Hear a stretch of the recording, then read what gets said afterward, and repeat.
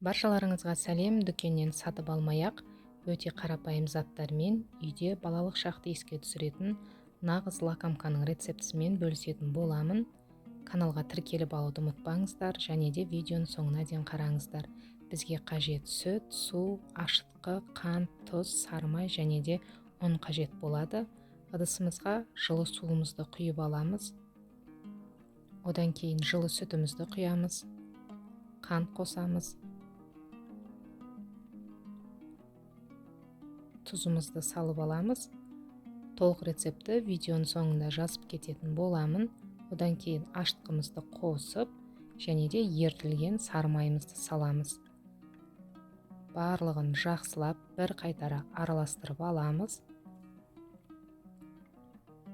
Міндетті түрде жасап көріңіздер. Өзімнің балаларыма қатты ұнады. Жұп-жұмсақ, өте дәмді болып шығады. Кейін ұнды шетінен сала отырып, жұмсақ қамыр илейміз. Иленген қамырымызды алып, жылы жерге бетін жауып қоясыздар. 1-1,5 сағаттың ішінде көтеріліп шығады. Қатты тығыз қылдырып тастамайсыздар. Жұмсақ күйінде илейсіздер. Одан кейін көтерілген қамырымызды алып, бірнеше бөліктерге бөлесіздер. Енді ол өз ыңғайларыңызға қарай жасайсыздар. Мен бұл жерде бесанның көмегімен барлығын 80 граммнан бөліп алдым. Барлығын осылай бөліп аламыз. Одан кейін шетінен ала отырып, дөңгелетіп жаятын боламыз оқтаудың көмегімен.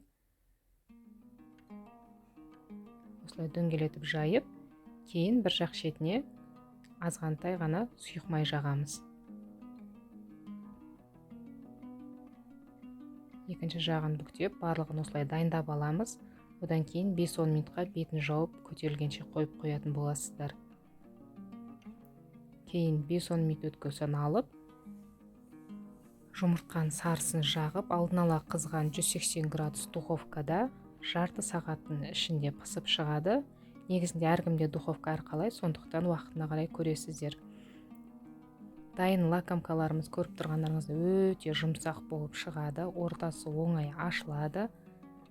Одан кейін бір лакомканы алып, блендермен езіп аласыздар, осылай крошка жасап. Крем өз қалауларыңыз бойынша. Мен бұл жерде сгущенка мен сливкиді пайдаландым.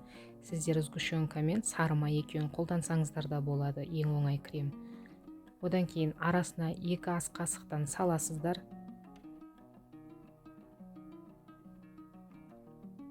Осылай арасына да жағып, кейін шеттеріне жағып, одан кейін үгітіп дайындап қойған крошкамызға барлығын батырып аламыз.